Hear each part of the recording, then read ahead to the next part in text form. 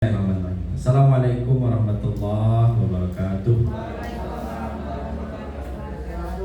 Alhamdulillahillazi hadana li hadza wa ma kunna linahtadiya laula an hadanallah. Asyhadu an la ilaha illallah wahdahu la syarikalah wa asyhadu anna Muhammadan abduhu wa rasuluhu la nabiyya ba'da. Allahumma shalli wa sallim wa barik ala hadzal nabiyil karim wa ala alihi wa ashabihi rasulillahi ajma'in. Subhanaka la ilma lana illa ma 'allamtana innaka antal alimul hakim. Rabbi shrah li sadri wa yassir li amri wahlul 'uqdatam min lisani yafqahu qawli. Yang terhormat Bapak Kepala Sekolah, yang sosok kita hormati Bapak Ibu Wakil Kepala Sekolah, dan Bapak Ibu guru yang pada hari ini berkesempatan hadir mengikuti salah satu kegiatan program guru penggerak, yaitu dalam rangka saya sebagai guru penggerak memberikan pemahaman dan penerapan yang sudah saya lakukan tentang budaya positif di SMA Negeri Karangdapo. Sebelum saya memaparkan materi, kita mintakan kepada Bapak Kepala Sekolah untuk memberikan sepatah kata kepada kita semua. Dalam hal ini kepada yang terhormat Bapak Saryanto Magister Pendidikan, dipersilakan. Terima kasih. Bismillahirrahmanirrahim. Assalamualaikum warahmatullahi wabarakatuh. Yang sama-sama kita hormati Bapak Ibu Wakil Kepala Sekolah, yang sama-sama kita hormati guru hebat, calon guru penggerak Bapak Yopan, dan Bapak Ibu hadirin yang hadir pada pengimbasan budaya positif terhadap kegiatan calon guru penggerak Angkatan 9 atas nama Pak Yopan Saputra pada hari ini. Selawat beriring salam kita sampaikan pada junjungan kita Nabi besar Muhammad SAW. Mudah-mudahan kita semua tetap istiqomah dalam iman dan Islam, dan insya Allah kita menjadi umat pilihannya, dan insya Allah juga nanti kita sama-sama mendapat syafaatnya di yaumil akhir. Amin ya rabbal alamin. Bapak dan Ibu, pada hari ini adalah kegiatan budaya positif, yaitu yang dilakukan oleh calon guru penggerak. Jadi calon guru penggerak itu ada beberapa kegiatan yang bersifat pribadi, kemudian bersifat pengimbasan dengan rekan sejawat, kemudian ada yang bersifat pengimbasan langsung kepada peserta didik, dan ada juga yang berkaitan langsung dengan pihak sekolah. Nah, oleh karena itu pada hari ini kita akan sama-sama melihat dan memperhatikan apa yang akan disampaikan oleh calon guru penggerak berkaitan dengan budaya positif. Nah, kami sampaikan kegiatan budaya positif ini adalah kegiatan yang terjadi pada modul 1.3 ya. 1.4 ya, maaf, 1.4 ya. Jadi di situ salah satu modul di calon guru penggerak itu adalah modul 1.4 yang kita sebut dengan budaya positif. Nah, budaya positif ini dalam rangka bisa dilaksanakan secara klasikal oleh calon guru penggerak di dalam kelasnya, bisa juga ya berimbas pada sekolah. Nah, kegiatan-kegiatan yang dilakukan oleh calon guru penggerak ini yang menyangkut masalah budaya apa yang berakibat, yang bernilai positif pada guru, pada siswa, dan pada sekolah. Nah, oleh karena itu, di samping ini adalah pembelajaran bagi Pak Yopan, ini juga pembelajaran bagi kita semua agar kita paham apa sih yang dilakukan oleh calon guru penggerak. Nah, kami tetap memfasilitasi, ya, pihak sekolah tetap akan memfasilitasi semua kegiatan calon guru penggerak. Kebetulan ini sendirian oleh Pak Yopan pada hari ini. Kemarin juga untuk Ibu Mas Nuri ya, nah itu di kegiatannya tentang pengimbasan dengan rekan sejawat, itu Bu Desi ya. kemarin. Nah, seandainya dikoordinasikan dengan sekolah, semuanya tetap kita fasilitasi, bukan tidak memandang oh ini Pak Yopan, ini Bu Masuri, ya, apapun yang kita laksanakan. Nah, di angkatan yang ke-10 nanti kemungkinan, karena kita ada berapa orang yang parkir itu? Ada 4 orang. Bisa saja nanti keempat-empatnya itu ya sama pelatihannya. Nah, kalau keempat-empatnya itu sama pelatihannya, tidak mungkin kita 4 hari seperti ini. Nah, oleh karena itu nanti dikoordinasikan, Pak, hari itu kami serempak 1 hari saja kita buatkan seperti itu. Jadi ini yang penting, kegiatan guru penggerak ini yang pertama, kegiatan belajar mengajar tetap berlangsung, pengimbasannya tetap terjadi, kegiatan pembelajaran juga tetap tidak terganggu. Oleh karena itu kami mohon kepada Pak Yopan dan sebagainya nanti untuk selalu berkoordinasi pada pihak sekolah supaya kegiatan ini bisa berlangsung secara aman, tidak membuat pertanyaan yang macam-macam bagi guru, dan kita juga dapat belajar dari situ. Jadi itu saja yang dapat kami sampaikan. Mudah-mudahan nanti budaya apa yang disampaikan oleh Pak Yopan ini menginspirasi kita semua dan dapat berdampak positif bagi sekolah. Ya, dengan mengucapkan Bismillahirrahmanirrahim, kegiatan ini ya yaitu menyebarkan pemahaman dan penerapan pengalaman budaya positif yang berupa aksi nyata dari Bapak Yopan Saputra, calon guru penggerak angkatan 9 SMA Karangdapu, ya, resmi kita buka. Terima kasih ya. Selanjutnya kami serahkan sepenuhnya kepada Bapak Yopan. Pada Pak Yopan kami persilakan. Ya, terima kasih Bapak. Terima kasih atas arahan dan kesempatan yang diberikan. Nah, sekarang izinkan saya untuk sedikit menyampaikan pemahaman saya tentang pembelajaran yang sudah saya lakukan selama mengikuti program guru penggerak. Jadi Bapak Ibu, mengenai budaya positif bisa kita perhatikan bahwa secara pengertian budaya positif itu merupakan nilai-nilai dan kebiasaan-kebiasaan di sekolah yang berpihak pada peserta didik agar mereka dapat berkembang menjadi pribadi yang kritis, penuh hormat dan bertanggung jawab. Nah, jadi berdasarkan filosofi Ki Hajar Dewantara bahwa guru ini merupakan teladan bagi muridnya. Jadi seyogyanya seorang guru itu bisa memberikan contoh yang positif kepada siswanya sehingga nilai-nilai yang ada dalam diri guru tadi bisa tertransformasi langsung kepada siswanya, sehingga siswa itu seyogyanya akan meniru bagaimana keteladanan dari seorang guru. Dan kebiasaan-kebiasaan positif yang diharapkan dari seorang siswa itu adalah mereka ini menjadi seorang pribadi yang kritis. Artinya mereka itu memiliki kemampuan intelektual, kemampuan yang bagus secara kognitif, dan juga mereka ini penuh rasa hormat, terutama hormat kepada dirinya, hormat kepada manusia, dan juga hormat kepada lingkungan. Dan yang paling penting adalah siswa itu bertanggung jawab terhadap dirinya. Karena kita melihat namanya siswa-siswa SMA masih labil, masih banyak perilaku-perilaku yang menurut kita tidak pantas. Maka dari itu peran kita lah sebagai seorang guru melalui penerapan budaya positif tersebut menjadikan siswa-siswa kita ini bisa berkembang dirinya, mampu bertanggung jawab terhadap apa yang sudah dia lakukan, dan menjadi pribadi paripurna sesuai dengan idaman dari sistem pendidikan kita, yaitu melahirkan siswa yang berdimensi profil pelajar Pancasila. Nah, ada beberapa hal tentang konsep inti dari budaya positif ini. Yang pertama adalah tentang perubahan paradigma belajar.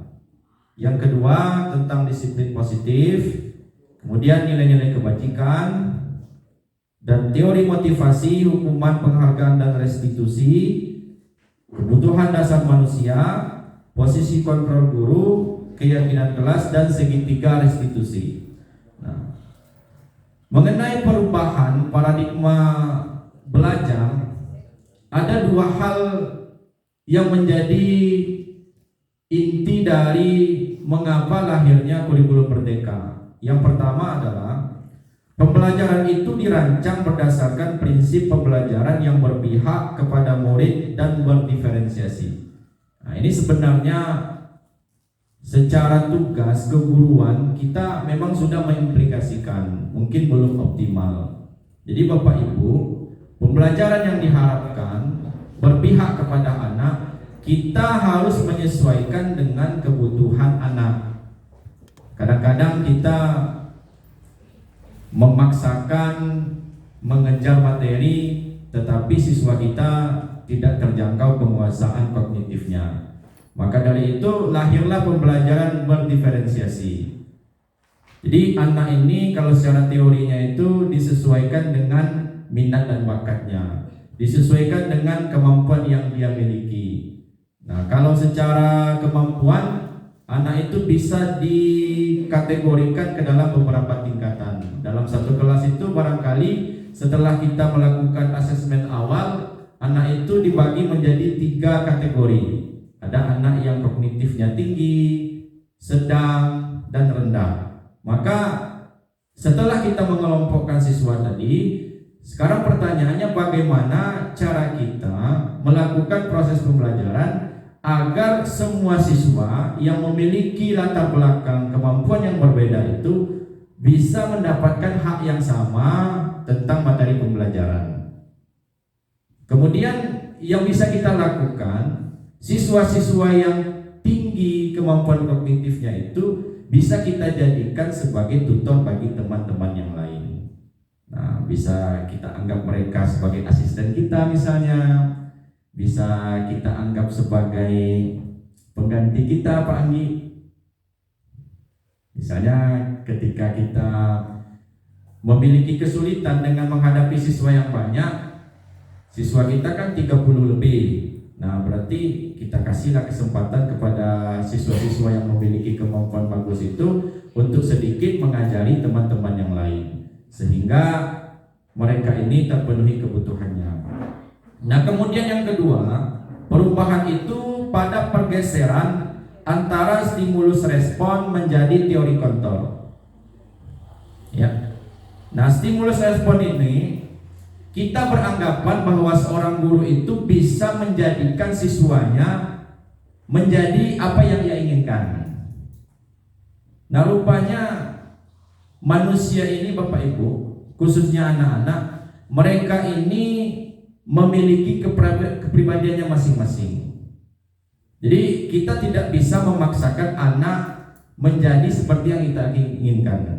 Makanya lahir perubahan menjadi teori kontrol. Jadi kita sebagai Bapak Ibu guru, kita hanya memfasilitasi siswa, menasihati siswa agar mereka itu bisa menjadi diri mereka sendiri, tapi menjadi diri yang positif. Jadi kita tidak bisa memaksakan siswa itu menjadi yang kita inginkan. Kita hanya menyampaikan kebaikan, memberikan pemahaman kepada mereka bagaimana menjadi pribadi yang baik. Nah, dua itulah yang menjadi inti dari perubahan kurikulum menjadi kurikulum merdeka seperti yang kita laksanakan pada saat sekarang ini. Nah, mengenai perubahan paradigma teori kontrol tersebut, nah kita bisa menganggap suatu contoh, misalnya seperti kertas ini. Kertas ini kemudian kita genggam dalam kepalan tangan kita. Dalam kertas ini berisi sesuatu yang berharga dalam diri kita. Nah, sekarang kita mintakan rekan kita untuk membuka kepalan tangan ini. Nah, kemudian teman kita itu mencoba membujuk kita, merayu kita, tetapi kita nggak mau dirayu. kita nggak mau dibujuk, kita masih tetap mempertahankan yang ada di kepala tangan kita, karena kita menganggap adalah ini sesuatu yang berharga. Nah begitulah Bu. Jadi pribadi itu dia memiliki standar kehidupannya sendiri. Artinya manusia itu tidak bisa diatur oleh orang lain. Nah itulah PR kita Bapak Ibu Guru, bagaimana cara menghadapi siswa-siswa yang kukuh dengan pendiriannya, susah untuk diatur, sementara kita ingin siswa itu menjadi siswa yang baik. Dan mereka ini cenderung melakukan sesuatu yang merugikan dirinya sendiri, bahkan juga merugikan orang lain. Nah, jadi kita sendirilah yang memegang kontrol atas kepala tangan kita. Apakah kita akan membukanya atau kita tetap menutupnya? Maka penting bagi kita sebagai guru itu mempelajari tentang psikologi kejiwaan dari seorang murid.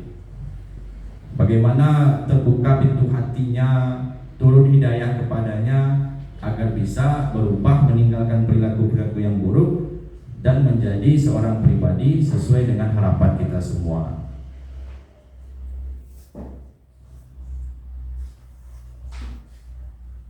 Nah, kemudian mengenai disiplin positif. Disiplin secara istilah diartikan sebagai sesuatu yang dilakukan seseorang kepada orang lain untuk mendapatkan kepatuhan yang cenderung pada paksaan. Kamu harus rapi pakaiannya, kamu harus rambutnya pendek. Maka di situ ada unsur paksaan dari kita agar mereka itu mematuhi apa yang kita telah sampaikan atau apa yang kita telah atur tata tertibnya. Nah, sementara disiplin positif ini merupakan pendekatan untuk mendidik murid yang bertujuan untuk membentuk kontrol diri dan meningkatkan kepercayaan diri sehingga mereka bisa berperilaku dengan berpedoman pada nilai-nilai kebajikan universal. Nah, jadi ada acuannya Bapak Ibu. Disiplin positif berarti menerapkan nilai-nilai yang berlaku secara universal. Nah, banyak nilai-nilai sosial budaya yang berlaku di masyarakat kita. Seperti misalnya kalau Musirawas Utara ini dengan slogannya beselang serundingan. Beselang artinya gotong royong, serundingan artinya musyawarah. Jadi suatu perkara yang mengharuskan kita bersama, maka sebelum melakukan sesuatu kita mesti musyawarah dulu. Wa amruhum syura bainahum.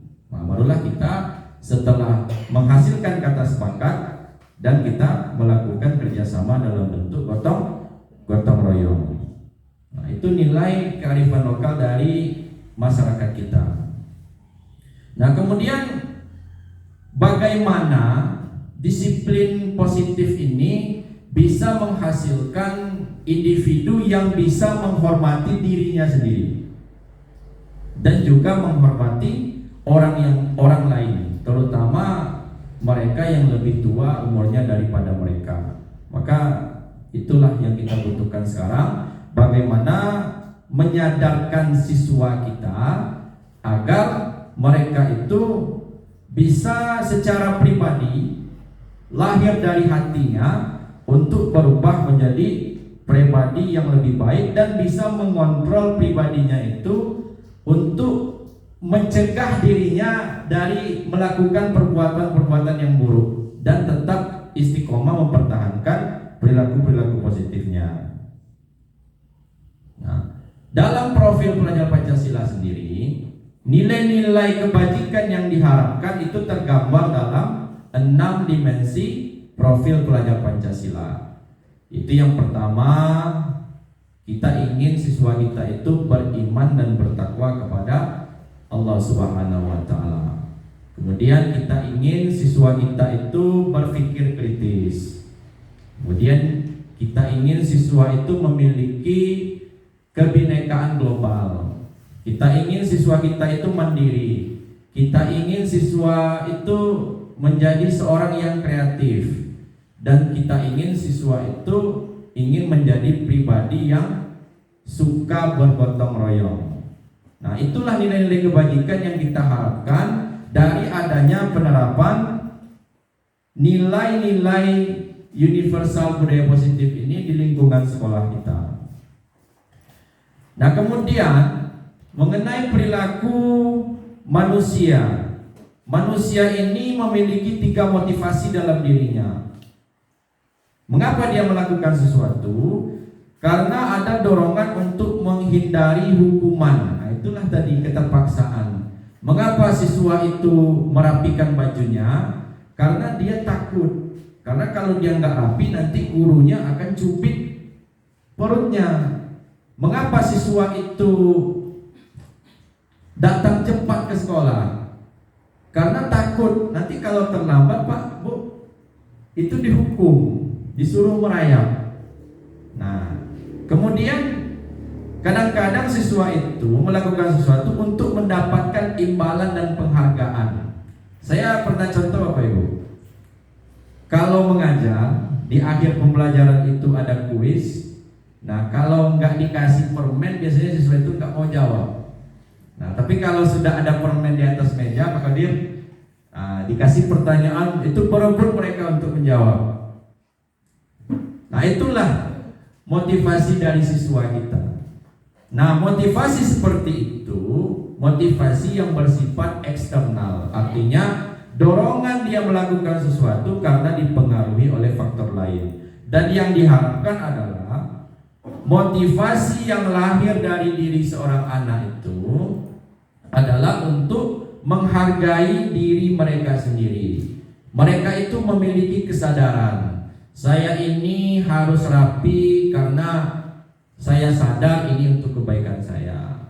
Saya ini aktif selama pembelajaran, kenapa? Karena itu untuk bekal bagi saya di masa depan. Saya ini berusaha untuk tidak terlambat datang ke sekolah karena memang itulah latihan saya sekarang untuk menerapkan nilai-nilai kedisiplinan. Nah, itulah yang kita harapkan. Anak-anak ini bisa melakukan sesuatu karena dorongan motivasi internal mereka, yaitu untuk menghargai diri mereka sendiri. Nah, menurut Ki Hajar Dewantara, merdeka itu artinya tidak hanya terlepas dari perintah, tetapi juga cakap buat memerintah diri sendiri. Makanya dalam guru penggerak ini slogannya itu tergerak, bergerak, kemudian menggerakkan.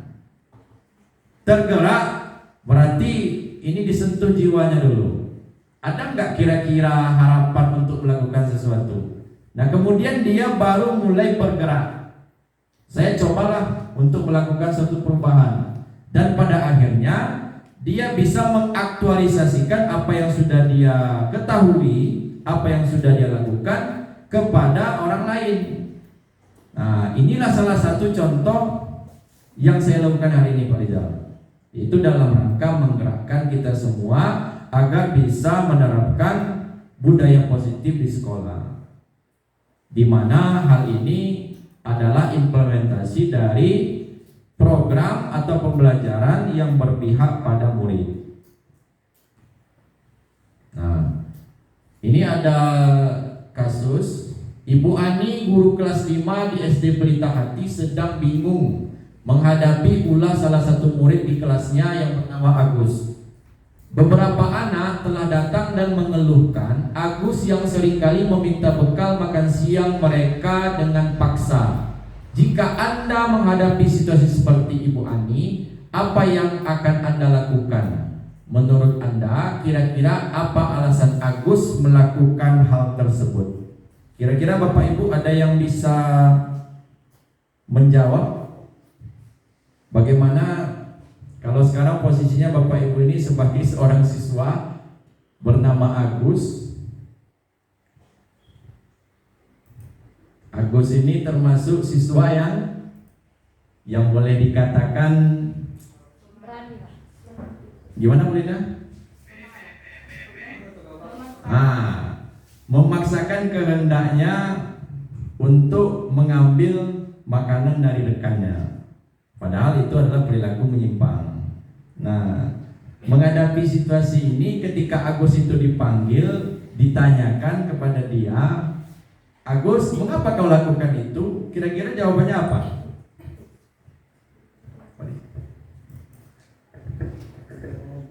Siswa Agus Ya, jawaban siswanya. Kemungkinan jawaban dari siswa yang pertama Agus mungkin orang tuanya tidak menyiapkan. Iya, alasannya itu orang tuanya tidak menyiapkan bekal sehingga dia melampiaskan mengambil makanan temannya di kelas. Terima kasih Pak Ricci. Ada yang lain? Ini Pak. Ya, Pak Rizal berkawan dengan Agus. Aku sih. Kawan Pak Rizal kapan dulu? Biasanya pertama anak itu akan mengingkari. Itu maksudnya apa? Pasti alasannya enggak, awak enggak maksud, awak dibagi. Kan itu, walaupun dengan gayanya intimidasi. Ya, kayak begini kalau bertanya dari segi jawaban aku saja. Ya, ada lagi Bu?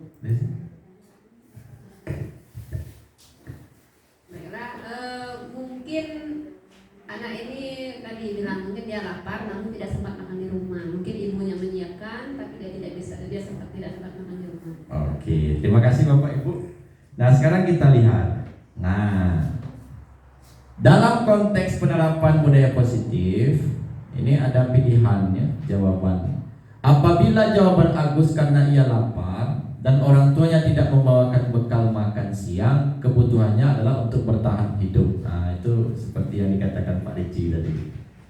Kemudian apabila jawaban Agus karena ia senang temannya jadi memperhatikan dia, maka kebutuhannya adalah cinta dan kasih sayang. Nah, jadi dia ingin tuh diperhatikan. Kan ada juga siswa kita seperti itu. Kemudian apabila jawaban Agus karena dia merasa hebat karena temannya jadi takut dan menuruti keinginannya, kebutuhannya adalah penguasaan. Nah, yaitu merasa aku ini paling hebat, nomor 1 di kelas ini. Jadi aku ini paling ditakuti benar ya. Nah, maka aku ini buktinya aku ini hebat ya. Nah, aku rampas makanan kawan-kawan aku gitu ya kan. Nah, kemudian apabila jawaban Agus karena dia merasa bosan dengan bekal yang dibawakan ibunya karena selalu membawakan bekal yang sama, maka kebutuhannya adalah kebebasan. Dia ingin bebas. Iya, nggak suka itu, saya mau yang lain gitu Pak Rizal. Kebetulan punya temannya ini lebih menarik, nah diambilnya kan. Nah, apabila jawaban Agus adalah karena iseng saja dan dia menikmati ekspresi wajah temannya yang kesal karena diambil makanan, kebutuhannya adalah kesenangan. Nah, jadi mengapa anak didik kita itu melakukan sesuatu yang menurut kita adalah penyimpangan? Ini dikarenakan tidak terpenuhinya kebutuhan mereka, yaitu kebutuhan untuk bertahan hidup, kebutuhan terhadap cinta dan kasih sayang, kebutuhan terhadap pengakuan atas kemampuannya, kemudian kebutuhan terhadap kebebasan, dan kebutuhan untuk mendapatkan kesenangan. Nah, jadi itu yang mesti kita identifikasi. Mengapa mereka itu melakukan sesuatu yang seolah-olah hal itu bertentangan dengan aturan sekolah. Mungkin saja ada kebutuhan mereka itu yang tidak terpenuhi. Nah, itulah Bapak Ibu semuanya, tugas kita bagaimana caranya untuk bisa memenuhi kebutuhan siswa. Nah, upaya yang dilakukan untuk penyelesaian permasalahan-permasalahan yang terjadi terhadap peserta didik kita, maka ada posisi kontrol seorang guru. Jadi guru ini posisi kontrolnya bisa sebagai penghukum, bisa sebagai pembuat merasa bersalah, bisa memposisikan dirinya sebagai teman, bisa sebagai pemantau, dan bisa sebagai manajer. Nah, bisa diperhatikan di depan. Kalau misalnya guru sebagai penghukum, maka yang dilakukan guru adalah menghardik, menunjuk-nunjuk, menyakiti, meninjil. Misalnya siswa itu terlambat masuk kelas, maka posisi guru sebagai penghukum, guru itu memarahi siswanya. Oi, kamu terlambat terus, kamu kok bahan kamu. Nah, jadi ada secara verbal itu kita ini menyalahkan anak, membentak anak gitu Bapak Ibu. Nah, kemudian kalau pada posisi mengatakan kepada siswa yang bersalah tadi, misalnya ibu kecewa dengan kamu, seharusnya kamu seperti itu. Nah, kadang-kadang siswa terlambat itu, oi, Pak, kalau sayangnya dengan kamu kok terlambat terus, apa kamu tidak sayang dengan dirimu? Itu kadang-kadang yang kita lakukan. Kemudian memposisikan diri kita sebagai teman. Misalnya, ayolah lakukan perubahan demi ibu. Masa kamu tidak mau? Ingat, ibu pernah bantu kamu loh. Dulu waktu kamu terlambat tuh, ibu yang WA guru piket itu suruhlah masuk. Jadi kadang-kadang kita ini memposisikan anak ini sebagai teman, tapi kadang-kadang Bapak Ibu, mereka itu berubah hanya sementara saja. Kalau memposisikan anak itu sebagai teman kita, karena dia ini merasa ketergantungan. Kalau salah lagi kan ada nanti Bu Desi itu. Nah, gitu kan. Nah, misalnya pengurus OSIS Pak Anggi ya, mungkin karena kedekatan emosional, sering bertemu, berkumpul. Nanti kalau ada siswanya melanggar, aku tambahin aku Pak Anggi lah. Apalagi kebetulan waktu itu ngajarnya dengan Pak Anggi. Mana kita kan ya bestie ya. Nah, kemudian guru itu bisa posisinya sebagai pemantau. Nah, menghitung dan mengukur apa peraturannya. Jadi kadang-kadang dulu itu kita pernah ada peraturan sistem poin. Nah, kalau misalnya baju keluar poin 10. Kalau minggat poinnya 50. Kalau misalnya siswanya berkelahi poinnya misalnya 100 Pak ya. Nah, jadi kita itu kan aja dengan aturan. Kamu baju keluar. Nah, ingat kan peraturannya kan? Nah, kamu merokok, ingat kan peraturannya kan? Apa peraturannya? Gunting rambut. Nah, gunting rambut. Nah, itu yang kita lakukan. Nah, yang lebih baik itu Bapak Ibu, posisi guru sebagai manajer, yaitu dengan penyelesaian masalah secara humanis. Jadi kalau siswanya salah, tenangkan dulu. Nah, ajak dia berbicara dari hati ke hati, tanyakan beberapa pertanyaan. Ya, lebih humanis lah Pak Rizal. Nah, kadang-kadang kan kita ini karena emosi, ya cenderung hukuman fisik. Nah, jadi kalau posisi kita sebagai manajer, Bapak Ibu nggak bisa seperti itu. Karena kita harus bisa sentuh hatinya. Karena sesuai kata pepatah juga Pak Kadir ya, sentuhlah dia tepat di hatinya, dia akan menjadi milikmu selamanya. Gitu Pak Dedal. Betul Pak Kadir. Nah ini pertanyaan-pertanyaan yang disampaikan oleh Bapak Ibu guru pada posisi kontrolnya. Misalnya, saya kecewa sekali dengan kamu. Berarti seorang guru itu membuat orang merasa bersalah. Kamu tidak benar. Kamu tidak benar-benar melakukannya. Berarti sebagai penghukum. Ayolah, lakukan demi Bapak Ibu. Itu sebagai teman. Apakah kamu mau mendapatkan stiker bintang hari ini? Nah, itu sebagai pemantau. Nah, ini bagaimana kamu bisa menyelesaikan masalah hari ini. Nah, jadi ajak siswanya berpikir, kira-kira kalau dia sudah salah itu apa yang sebaiknya dia lakukan dan kerjakan. Nah, jadi itu Bapak Ibu tugas guru sebagai manajer. Nah, guru membersamai siswa untuk mempersilahkan siswa mempertanggungjawabkan perbuatannya serta memberikan dukungan kepada murid agar menemukan jalan keluar atas permasalahan yang terjadi. Guru sebagai manajer akan terlihat pada penerapan segitiga restitusi. Melalui penerapan guru sebagai manajer akan terwujudnya identitas positif pada diri murid. Nah, inilah yang mesti seharusnya kita lakukan, posisi kontrol guru sebagai manajer.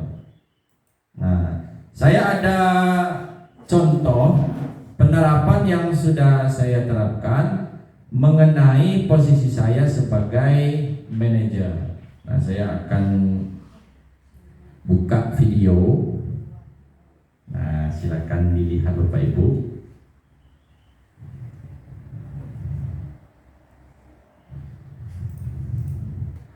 Ini Bapak perhatikan, beberapa hari ini kamu tidak masuk kelas. Nah, coba ceritakan dengan Bapak, kenapa bisa terjadi seperti itu?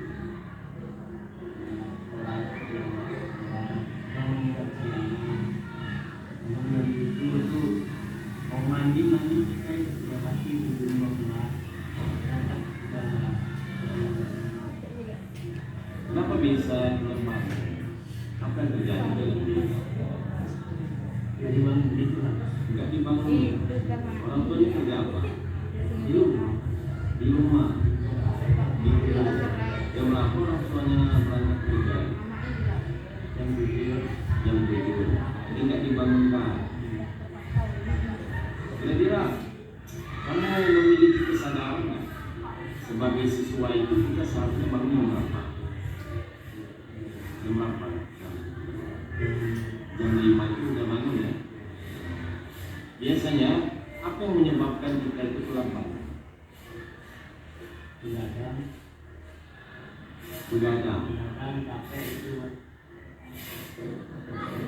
Begadang itu kenapa mesti begadang? Main handphone. Apa saja aplikasi yang dibuka. Nah, sebelum kamu bisa sampai malam belum bisa tidur, masih sibuk dengan HP. Ada nggak manfaatnya bagi kamu? Nggak ada. Kita tahu kan? Kalau kita lakukan sesuatu yang tidak bermanfaat, itu akan menjadi sia-sia. Padahal sebetulnya banyak kegiatan-kegiatan yang bermanfaat yang bisa kita lakukan. Jadi kita ini tidur ini sebaiknya itu setelah sholat isya jam 8 atau jam 9 kita mesti tidur. Apa yang terjadi kira-kira menurut kamu? Kalau kita ini kekurangan tidur, kurus. Kalau sudah kurus, nggak sedap dipandang mata lagi kan? Dibilang orang kamu kurang gizi, ya kan?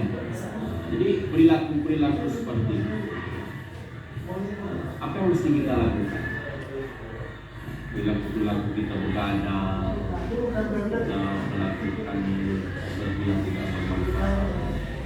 Seharusnya apa yang kita lakukan?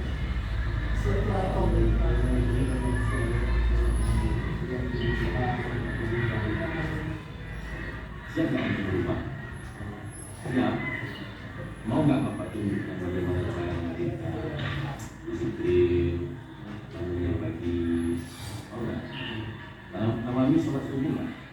Tadi sholat jam berapa? Jam 5.30. Berarti kan nggak terlambat kan? Jadi kemarin itu terlambat sholat subuh nggak? Ya. Berarti kejadiannya bangun jam 5, tindakan berlebihan. Sebagai seorang muslim kita harus sholat subuh. Itu yang mesti kita biasakan. Biasakan diri kita untuk tetap bangun pagi, sholat subuh, lakukan aktivitas. Kita tidak akan mungkin terlambat. Jadi Bapak Al-Imran ayat 101.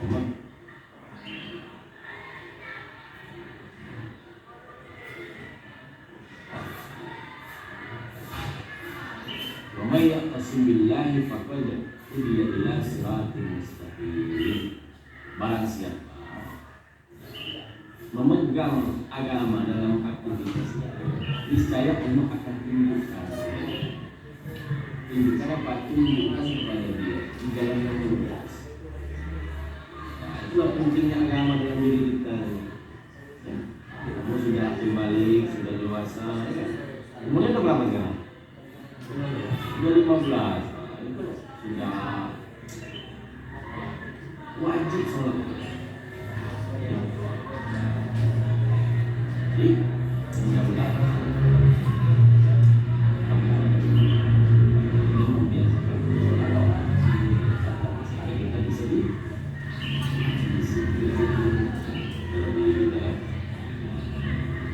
jadi gini, anggap bapak itu sebagai orang tua kamu, ya kan? Orang tua pengganti dari orang tua kamu di rumah, ya kan?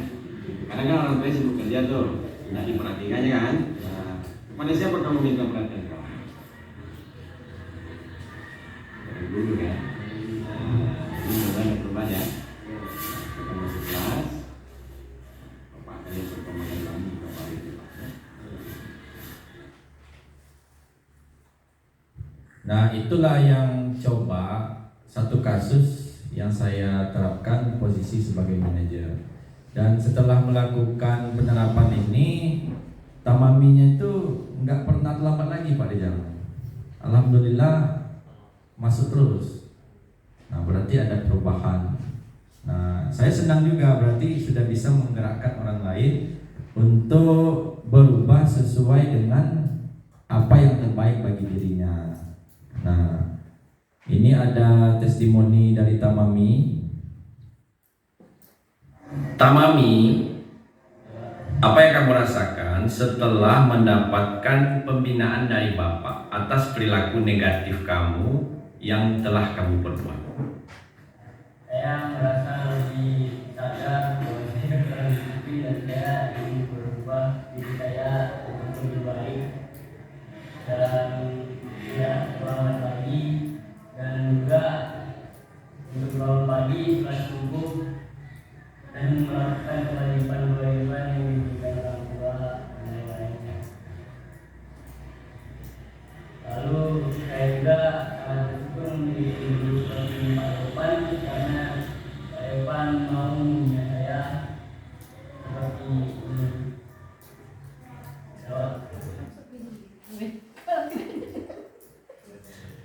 Nah, jadi begitulah Bapak Ibu ya, yang ingin saya paparkan salah satu bentuk contoh yang sudah saya terapkan. Karena di sekolah kita ini begitu banyak perilaku-perilaku menyimpang yang dilakukan oleh siswa. Mudah-mudahan dari apa yang dipaparkan ini kita bisa secara humanis lagi Bu Linda, agar siswa kita ini dari dalam dirinya muncul perubahan, sehingga mereka ini menghargai diri mereka sendiri. Masih lanjut Bapak Ibu? Nah, kemudian tentang keyakinan kelas. Mengapa tidak peraturan saja? Mengapa mesti keyakinan kelas? Jadi keyakinan kelas ini adalah nilai-nilai kebajikan atau prinsip-prinsip universal yang disepakati bersama secara universal, lepas dari latar belakang suku, negara, bahasa maupun agama. Jadi menurut Gosen,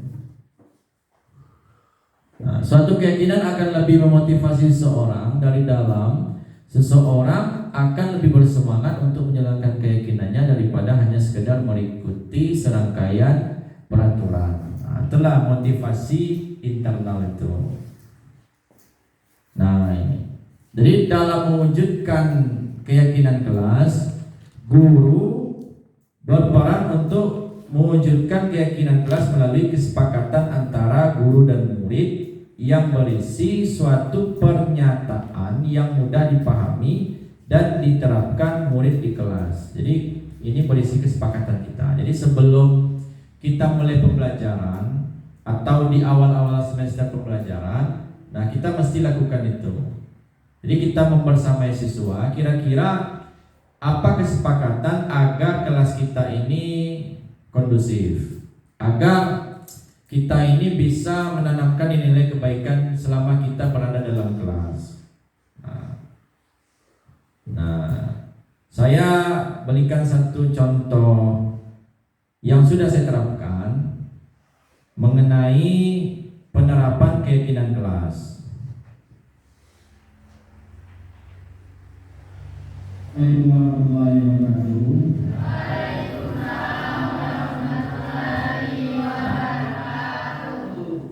Alhamdulillah wassalatu wassalamu ala Rasulillah wa ala alihi wa sahbihi wa man wala. Subhanaka la ilma lana illa ma 'allamtana innaka antal alimul hakim. Rabbi shrah li sadri wa yassir li amri wahlul 'uqdatam min lisani yafqahu qawli. Anak-anakku semuanya, sebelum kita memulai pembelajaran pada pagi hari ini, kita akan membuat keyakinan kelas. Keyakinan kelas itu adalah kesepakatan antara Bapak sebagai guru dan kamu sebagai siswa kelas 10 bagaimana kita melaksanakan proses pembelajaran di kelas. Nah, silakan siapa yang mau mengemukakan pendapatnya tentang keyakinan kelas yang akan kita sepakati sebagai bentuk kegiatan kita selama proses pembelajaran. Silakan siapa yang bisa yang pertama? Nah, silakan maju ke depan.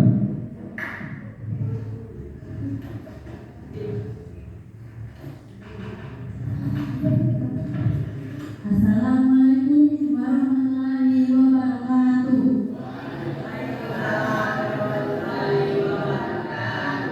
Perkenalkan, nama saya Putri, saya dari kelas 10. 1. Disiplin dalam kelas. 2. Berdoa sebelum dan sesudah belajar. Saya akhiri. Wassalamualaikum warahmatullahi wabarakatuh. Oke, terima kasih. Silakan kesempatan kedua. Ya.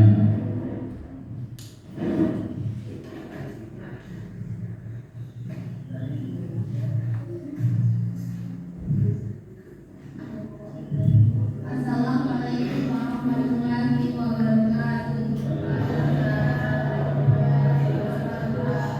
Perkenalkan, nama saya Alma, saya dari kelas 3. Membiasakan 5S: senyum, sapa, salam, sopan santun, menjaga kebersihan kelas dengan baik. Saya akhiri. Wassalamualaikum warahmatullahi wabarakatuh. Ya, kita sudah dapat 4 poin ya. Masih ada yang lain? Ya, silakan.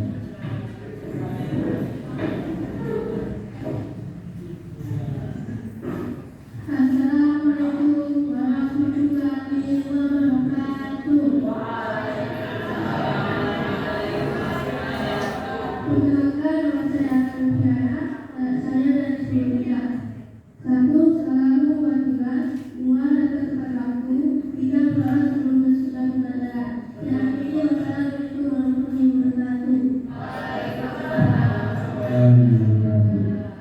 Masih ada? Masih? Ya, silakan ya.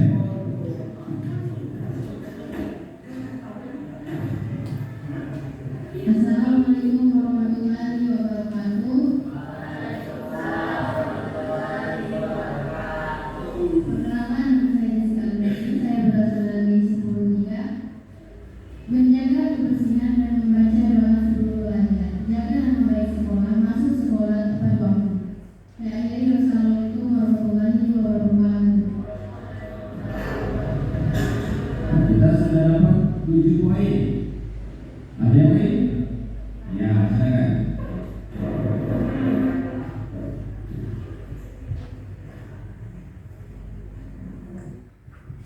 Nah, itulah bentuk penerapan keyakinan kelas yang saya terapkan di kelas 10-3. Karena saya melihat awalnya 10-3 ini salah satu kelas yang boleh dikatakan kurang kondusif pada jalan. Tapi saya melihat ada potensi di kelas Psikolotika ini, yaitu mereka ini aktif berbicara. Nah, makanya saya berusaha untuk kelas Psikolotika ini lebih kepada kemampuan mereka untuk menyampaikan pendapat, komunikasi di depan umum. Maka saya mencoba membuat keyakinan kelas itu menyampaikan secara lisan di tempat teman-temannya.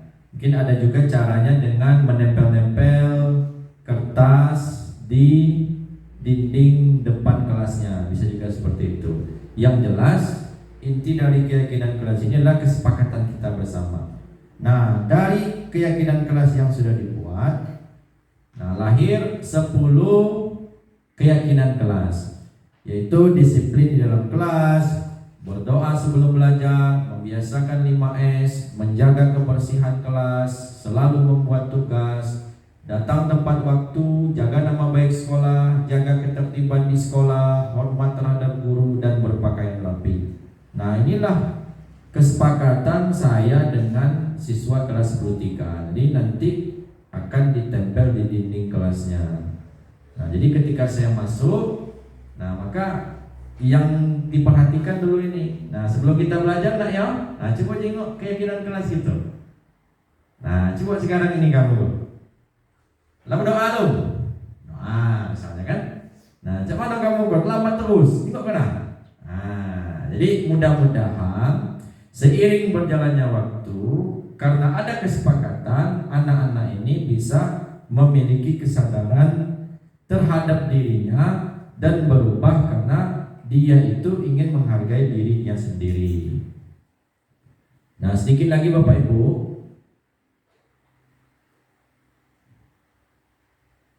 Nah, ini. Jadi keyakinan kelas itu ada nilai-nilai di dalamnya, misalnya tanggung jawab, menghormati orang lain, menghormati orang lain, keselamatan, kesehatan, dan lain sebagainya. Nah, sebagai manajer, tadi sudah saya putarkan videonya. Caranya adalah menerapkan segitiga restitusi. Jadi guru akan menerapkan 3 tahapan segitiga restitusi dalam menyelesaikan masalah murid. Yaitu pertama, menstabilkan identitas, validasi tindakan yang salah, dan menanyakan keyakinan. Hal ini dilakukan agar menghasilkan murid yang bertanggung jawab dan mandiri. Misalnya waktu itu ada kejadian siswanya berkelahi.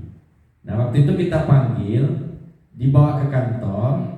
Nah, langkah yang pertama kita lakukan, kita kasih air dulu. Nah, coba tenangkan diri kamu dulu. Kalau penyelesaian masalahnya secara emosi kan, nah nanti takutnya negatif Bu Linda ya. Nah, maka kasih air minum dulu dalam bentuk menstabilkan identitasnya. Nah, kemudian baru kita validasi tindakan mereka yang salah. Coba kamu tadi ngapoi. Nah, mereka mengungkapkan, ya Bu, tadi awak ko melago dengan genti awak ko yo arai kola siang perut lapo yang nak panas baik, ya kan? Nah, jadi mereka itu sadar bahwa mereka yang telah melakukan, dan mereka itu menyadari yang mereka lakukan itu adalah tindakan yang salah. Nah, kemudian baru menanyakan keyakinan. Kira-kira kalau sudah tahu kamu itu salah, apa yang seharusnya kamu perbaiki dari dirimu? Ya Bu, minta maaf, ya kan? Nah, awak kau salah, awak tak ulang lagi. Nah, ya ganti ya, awak minta maaf dengan kamu ya. Nah, jadi guru ini hanya memfasilitasi siswa. Dia sendirilah yang memikirkan bagaimana langkah terbaik untuk penyelesaian masalahnya. Nah, karena ini dorongan dari dirinya, harapan kita adalah masalah itu selesai dan tidak ada muncul permasalahan-permasalahan lain. Namun terkadang permasalahan sudah diselesaikan secara humanis, tapi setelah upaya itu kita anggap sudah selesai penyelesaiannya, nah mereka ulang lagi kesalahan yang sama di luar. Itu bisa terjadi karena ada provokasi, Bu Dina. Nah, itu yang kita takutkan. Sudah damai, sudah selesai masalahnya, tapi yang terjadi muncul pula masalah itu lagi. Nah, itulah provokator, itu bahayanya. Nah, mudah-mudahan ya kita percaya, yakin dengan penerapan segitiga restitusi ini, permasalahan siswa yang terjadi bisa kita selesaikan secara humanis, dan mereka itu memiliki kesadaran dan melakukan sesuatu karena motivasi dari dalam dirinya. Nah, ini Bapak Ibu, proses menciptakan kondisi bagi murid untuk memperbaiki kesalahan mereka sehingga mereka bisa kembali pada kelompok mereka dengan karakter yang lebih kuat. Jadi restitusi guru ini dapat membantu murid menjadi lebih memiliki tujuan disiplin positif, membantu murid untuk jujur pada dirinya, dan memberikan penawaran bukan paksaan. Nah, itu poinnya boleh tak? Kita kan cenderung memaksa. Ayo kamu kok, mereka budak damai, berhenti bersekolah. Nah, itu yang sering kita lakukan. Itu namanya stimulus respon. Kita ingin siswa itu menjadi apa yang kita inginkan, tapi itu nggak bisa, Belinda. Nah, iya. Nanti dia ngambek ini nggak galak sekolah kan? Nah, siapa yang salah? Gurunya yang salah. Nah, mulok kamu udah sekolah, awak waktu itu dibentak Belinda, gitu kan? Nah, mulok dibentak Belinda, sakit hati awak. Nah, itu Pak Rizal, PR kita Pak Rizal.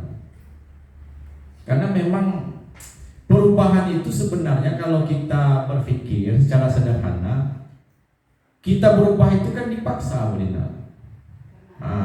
Cuman itulah dia, paksaan itu lebih baik muncul dari diri kita sendiri. Nah, begitu juga terhadap siswa. Bagaimana kamu itu paksa-paksakan dirimu berubah, paksa-paksakan dirimu sabar, paksa-paksakan dirimu untuk jangan cepat emosi. Nah, tapi dalam artian diri sendiri memaksa diri ini untuk berubah. Nah, kita menawarkan. Nah, mereka yang berpikir, Belinda. Nah, itulah perlu juga ilmu psikologi, Belinda ya. Nah, makanya sebenarnya untuk materi ini cenderung ke BK. Nah, karena kita perhatikan kadang-kadang kenapa siswa itu takut berurusan dengan BK, karena BK yang dulu emosi ya? Iya, cenderung emosional. Seharusnya kalau ada masalah anak itu ya didekati. Iya. Nah, ini tidak pernah masuk atau tidur di kelas ngapa, kayak ditanya minggu depan ditanya lagi. Iya. Seperti itu. Tapi Iya. ya kalau saya lihat di SMA kita guru BK-nya tidak terlalu dekat dengan anak. Malah aku yang sering dekat anak. Nah. Tanya, bukan keduanya. Tapi aku sayang. Makanya pantas Bu jadi wakil. Sayangnya aku tidak ini, bukan SPD BK. Aku sering nanya, ngapa nak kalau kalian bisa curhat, aku bayar, silakan. Tapi anak itu takut. Iya. Aku sering nanya. Karena ada itu ya, image dari diri anak itu guru BK-nya emosional Ya, gitu kan. aku juga sering nak ini, apa pas aku masuk, apa nak kami itu ini nyatanya lah, aku kan kesiangan. Seperti itu sebenarnya. Tapi aku nak ngomong sama guru BK, takutnya kali aku, yo ibaratnya, ibu saya ini yang sudah. Ya. Nah, itulah Bapak Ibu. Kesadaran masing-masing. Pas aku sebenarnya aku ingin ya ngomong ya kalau misalnya ketika kita ada guru yang kosong, seharusnya guru BK masuklah ke situ, seharusnya seperti itu. Tapi aku nak ngomong terus ya, dan mungkin lah, karena kita punya job masing-masing. Ya, itulah Bapak Ibu. Mudah-mudahan kita yang hadir hari ini Ya, bisa intinya bekerja sama. ya, paling tidak memberikan suatu kepahaman bersama gitu Bu ya. Saya pribadi pun setelah mengikuti program ini lebih humanis loh. Ini namanya dia. Ya, sebenarnya itu aku juga pernah, tapi aku tuh ya sekarang nak ngomong satu-satu. Kadang dia lah duluan emosinya kalau ada anak berantem. Wah kalian, jadi aku bingung. Sudah guru BK-nya duluan ini, jadi aku bingung. Dia tuh cepat emosi, mereka bertiga tuh dia kata yang enak. Oh kan guru BK ya, salah. Nah, itu fakta yang kita alami Bapak Ibu ya. Nah, mudah-mudahan guru-guru kita ini ikut guru penggerak. aku lah ikut tapi belum lulus. tidak Bapak Ibu, dari diri kita ini bisa ada perubahan. Ya Pak Kadir ya. Kalau awal dulu kenal saya kan agak temperamen juga Pak Kadir ya. Iya itu kadang-kadang Pak Kadir. Itu salah satu manfaat yang saya rasakan setelah beberapa bulan ini mengikuti program Guru Penggerak. Iya. Nah ini tahapannya tadi menstabilkan identitas. Ini tidak ada manusia yang sempurna. Nah manusia itu pernah salah. Nah, gitu. Nah Bapak Ibu tidak tertarik mencari siapa yang salah, tapi Bapak ingin mencari solusi dari permasalahan ini. Nah, pokoknya kita puji lah anak itu secara positif Pak Ridha. Biasa itu, mudah salah juga. Pak pernah mudah juga itu. Nah, ini validasi tindakan yang salah. Kamu pasti punya alasan mengapa melakukan hal itu. Nah, kamu patut bangga pada dirimu sendiri karena kamu telah melindungi sesuatu yang penting buatmu. Nah, seperti misalnya dibully misalnya. Dia udah lama sabar. Nah, mungkin pada kesempatan ini dia nggak sabar lagi pada jalan. Kemudian dia melampiaskan mungkin memukul atau apa. Nah, jadi sebagai guru bangga Bapak dengan kamu nak. Kamu tuh lah bisa menjaga kehormatan diri kamu, lah bisa melindungi diri kamu. Yang penting bagi diri kamu. Cuman itu nak yo yang namanya kita manusia tuh sabar itu ada batasnya. Nah, itu Pak Rizal. Nah kemudian yang ketiga menanyakan keyakinan. Apa yang kita percaya sebagai kelas atau keluarga. Kemudian nilai-nilai umum yang kita telah sepakati. Bayangkan kita telah kelas yang ideal. Kamu mau jadi orang yang seperti apa? Nah sekarang kan kamu udah melakukan itu. Nah coba Pak nanya gini, kamu nak jadi apa nak? Nah awak pun nak jadi pengusaha. Namun pengusaha perilakunya macam tu kira-kira bijak tak kira-kira tu? Tak kok. Jadi macam mana? Awak kena ubah. Biasanya itu boleh dah. Sekarang macam mana kamu kau?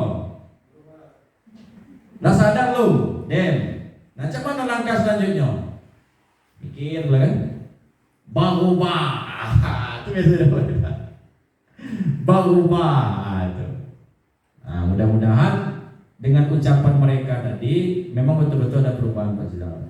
Perubahan ke arah yang lebih baik. Saya pernah Rangga Belinda. Rangga itu saya panggil ngomong cerita lah kan. Nah, ya sampai mau menetes air matanya. Dan alhamdulillah minggu-minggu ini kayaknya ada perubahan pada Pak Anwar ini. Nah, mudah-mudahan itu tetap bertahan. Kalau dia masuk, saya masuk dulu. Iya. Tapi kalau masuk kelasnya,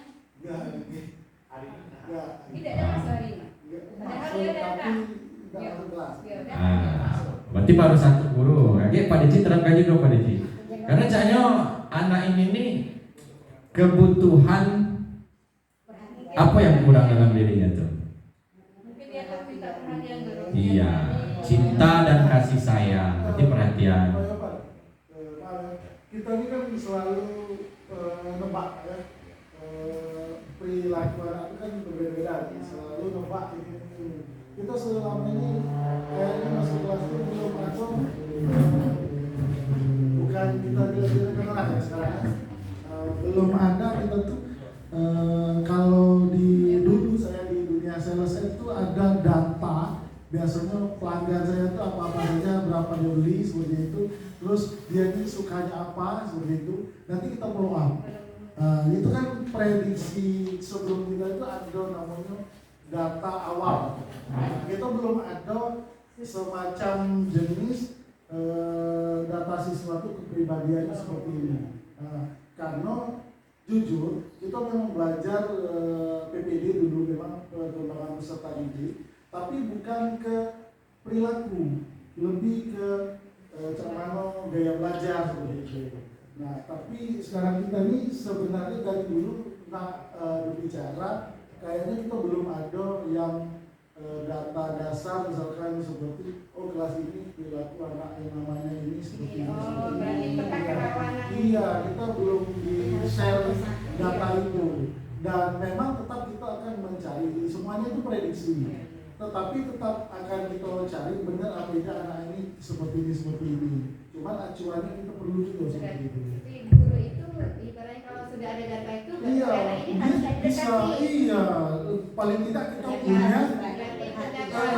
punya data atau punya kita menentukan strategi seperti apa. Itu menurut saya. Berarti itu lebih ke peta kerawanan kelas. iya. Artinya. Jadi masing-masing siswa itu sebenarnya ada profil. Iya. Profil identitas siswa. Ya, profil siswa ya. Oh, anak ini suka makan ini. Iya.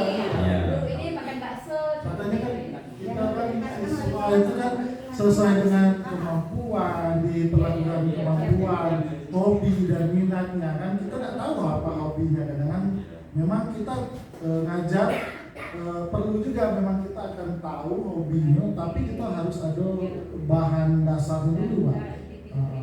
Kalau kita tidak punya bahan dasar sama sekali ya cuma kita mau menentukan strategi katanya untuk membuat modul dan semacamnya supaya kita sebagai fasilitator gitu. Karena kadang-kadang ini Bapak Ibu, anak itu mengapa dia melakukan perilaku negatif? Karena pelampiasan situasi yang terjadi di keluarganya. Nah, misalnya keluarganya mungkin tidak baik, broken home, maka kebutuhan yang kurang itu sebenarnya cinta dan kasih sayang. Nah, gitu. Berarti anak ini biar dia bagus, penuhi kebutuhannya, yaitu sering memperhatikan. Ya pagi awal berangkat lu. Iya, kan tahu kan dari situ Apalagi anak baru Bu, awal datang siswa ini pengen dipuji dari data Oh, tersebut. iya. Ada siswa pengen diperhatikan, misalkan diingatkan selalu seperti itu. Karena kan kita ada basis data seperti itu. Ya itulah PR kita Bu Linda. Iya. Berarti kita tuh sebenarnya Bapak Ibu harus kenal seluruh siswa. Bagaimana karakternya, bagaimana kepribadiannya, apa kira-kira kebutuhannya yang masih harus kita penuhi. Nah, itulah banyak ke situ nih. Ya Pak Rizal ya? Mungkin yang lain sepakat mungkin ya. Kalau Kira-kira seperti itu ya. Karena kita di dalam kelas kita kalau nggak langsung, kalau guru mata pelajaran nggak tahu kadang anak ini bisa Tekniknya kita, ya. lagi. Nah kalau misalnya ada data pribadinya, Iya. mungkin kita anak ini cepat tersinggung apa dalam kelas. Ada gitu. Mungkin prediksi kita bisa salah kan, kita bisa ada acuannya, Pak. Iya. Berarti bisa kita mulai kapan Linda? Balik ke ini balik dengan guru BK. Nah, itulah kadang-kadang gitu kan. Seharusnya di awal pembelajaran Juli kemarin kita tuh harus buat profil identitas siswa Pak ya. Terutama untuk kelas 10 Pak. Kalau kelas 10 ini kan kita nerima dari SMP. Nah, jadi kan kita tidak tahu, paling tidak dengan data mereka dari SMP. Nah, berarti kita sedikitnya tahu. Nah, apa misalnya kita koordinasi juga dengan guru SMP-nya. Nah, kalau kelas 12, kelas 11 kita kan nggak tahu. Nah, paling kita dokumentasikan baik Pak. Biar ya kita jelaskan misalnya Raihan ini kenapa dia tuh kadang masuk, kadang tidak. Nah, apa sebenarnya yang terjadi? Bagaimana kondisi keluarganya? Nah, coba kita gali kembali. Apa positif dalam dirinya? Aku sudah gali Pak. Rupanya dia bisa main gitar loh. Nah, bisa main gitar Pak Haji. Nah, jadi paling tidak nanti kebutuhan aktualisasi dirinya, kebebasannya untuk mengeksplor bakatnya bisa kita salurkan. Misalnya nanti kalau ada kegiatan seni misalnya Pak Rizal, nah kita salurkan anak-anak itu. Misalnya Rangga itu aku gali apa positifnya. Rupanya dia ini bisa ceramah. Anak pesantren Pak ya. Nah, dikasihlah kesempatan waktu itu jadi ketua KPU Linda. Nah, rupanya bagus juga panggil. Nah, jadi sebenarnya kita manusia ini ada baiknya, ada buruknya. Nah, peran kita guru ini agar meminimalisir keburukan yang ada dalam diri siswa dan kita bisa eksplor positifnya Pak. Nah, sehingga orang itu mencap anak ini tidak negatif lagi, anak ini ada potensi. Nah, anak ini bisa menjadi baik dengan minat bakatnya Pak. Nah, aku tekankan itu pada anak. Rangga, sekarang ini seluruh sekolah mungkin kenal kamu itu siswa yang tidak bagus gitu. Nah, coba gimana caranya agar orang itu kenal dengan kamu sebagai siswa yang bagus gitu nah. Apa kemampuan kamu? Nah, itulah salah satunya. Dia bisa tampil di depan umum, paling tidak sedikit bisa kasih ceramah. Nah, itu yang kita ekspor Pak Ricci ya. Nah, berarti PR kita di sekolah ini kita lebih banyak lagi kegiatan-kegiatan yang bisa memperlihatkan keluarnya minat bakat siswa. Nah, ini refleksi Bapak Ibu. Waktu elaborasi pemahaman saya pernah menanyakan, pertanyaannya begini Bapak Ibu. Jika salah satu guru berupaya untuk menertibkan siswa yang merokok di lingkungan sekolah, kemudian ia melakukan hukuman fisik seperti menggunduli rambut si anak. Nah, ini pertanyaan saya. Menurut Ibu, bagaimana respon kita sebagai rekan guru? Nah, ini kan sering kita alami ya Pak Ibu. Kadang-kadang kita melihat teman kita menindak pelanggaran siswa itu cenderung ke arah fisik. Nah, salah satunya kasus ini. Nah, apa jawaban Ibu itu? Ini diputar.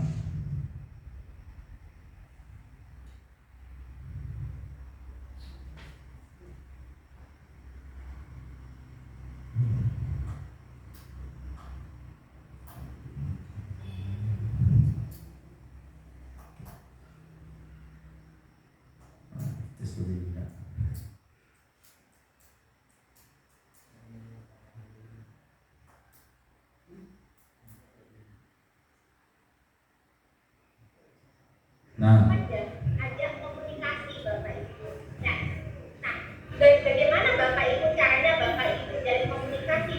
Maka Bapak Ibu harus bisa bagaimana sih Bapak Ibu menjalin relasi yang baik dengan gitu ya.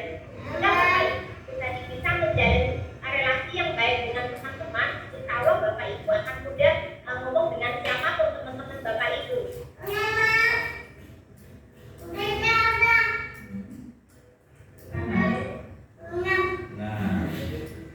itu Bapak Ibu poinnya. Berarti membangun relasi dengan rekan teman Bapak Ibu katanya. Nah, itulah Bu Linda. Termasuk Bu Mas Nuri kan. Nah, karena kita udah ikut program ini Bu, ini nanti kalau misalnya Pak Ricci misalnya ada hukuman fisik ya sekali-sekali boleh kan Pak Ricci? Boleh. Pak Ricci. Ya. Sebenarnya kemarin itu bukan ke hukuman fisik sebenarnya, cuma lebih ke kesepakatan kita mengingatkan lagi ya, buat ulang lagi perjanjian itu, buat kesepakatan lagi supaya lebih insya Allah. Dan kebetulan di 10.1 dan insya Allah salah satu anaknya berubah. Kebetulan kita bisa sebutkan namanya apa ya, kebetulan berubah dan mulai belajarnya mungkin dengan saya sudah termotivasi lah kira-kira seperti itu ya. Untuk yang satunya lagi mungkin belum, karena saya belum paham karakternya seperti apa. Nah, itu saja. Kalau yang satu lagi yang sering minggat itu saya belum berbicara lagi. Kadang kan kelihatannya saya itu buat surat perjanjian, nah, supaya anaknya ada pembinaan, supaya tahu ada pembinaan. Tapi saya tak marah-marah sebenarnya, cuma cara mengajari gimana kalau bersalah itu harus minta maaf dulu, seperti itu. Contoh kelas 10.5 kemarin, kalau bersalah itu harus minta maaf dulu, itu baru kita akan berbicara, jangan sampai mengulangi lagi. Itu kenapa? Bukan saya tidak menyuruh masuk ya, cuman gimana caranya dia tuh meminta maaf dulu ya. gitu. Cuman mungkin caranya kalau kurang tepat kan saya masih belajar seperti itu, masih butuh pengembangan dan bantuan dari rekan-rekan semua. Terima kasih. Ya, terima kasih Pak Riji. Nah, ini Bapak Ibu di akhir perubahan cara berpikir dalam menciptakan budaya positif ini yang saya alami ya Pak Ibu. Pertama, saya belajar untuk memunculkan motivasi intrinsik murid ketika saya mengajar di kelas. Nah, itu melalui keyakinan kelas. Kemudian saya belajar menjadi guru yang senantiasa berperan sebagai manajer dalam penerapan segitiga restitusi. Jadi memposisikan diri kita ini memfasilitasi Mas, agar mereka itu memiliki tanggung jawab pribadi terhadap dirinya.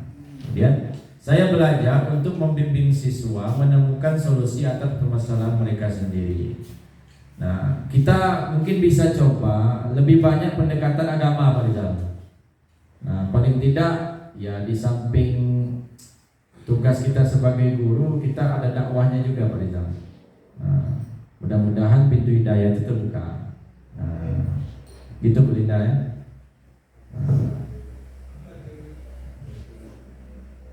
Nah, ini refleksi untuk kita semua.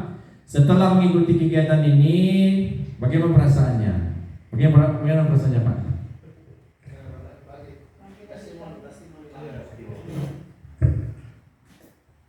Perasaannya luar biasa Pak.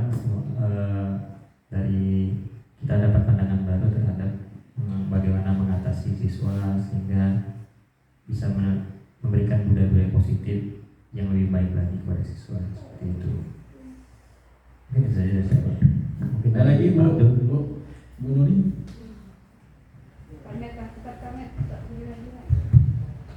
Perasaan saya tentunya saya sangat senang sekali karena sebenarnya ilmu ini ternyata sudah mulai terbagi-bagi dengan teman-teman Bapak Ibu guru hebat sini. Kemudian setelah mengikuti pembahasan diseminasi ini, sebenarnya ini adalah salah satu wujud refleksi bagi saya sendiri bahwa mungkin selama ini saya juga setelah melakukan beberapa perubahan kemudian terlena tidur lagi. Mungkin dengan adanya diseminasi ini terbangun kembali untuk memberikan pencerahan kepada siswa bahwa belajar itu memang apapun yang dilakukan itu harus berasal dari motivasi diri sendiri, bukan dari orang lain. Target selanjutnya yaitu insya Allah perubahan di kelas terutama dalam lingkup kecil itu harus tetap selalu diupayakan. Terima kasih saya. Ya, terima kasih Bapak Ibu. Demikian saja yang bisa disampaikan pada kesempatan ini. Sekali lagi terima kasih masih bisa bertahan sampai akhir pertemuan ini. Mudah-mudahan kita sama-sama Bapak Ibu berkolaborasi untuk bisa menerapkan budaya positif di sekolah. Gitu Pak ya. Akhir kata, wabillahi taufiq wa hidayah. Wassalamualaikum warahmatullahi wabarakatuh. Waalaikumsalam warahmatullahi wabarakatuh.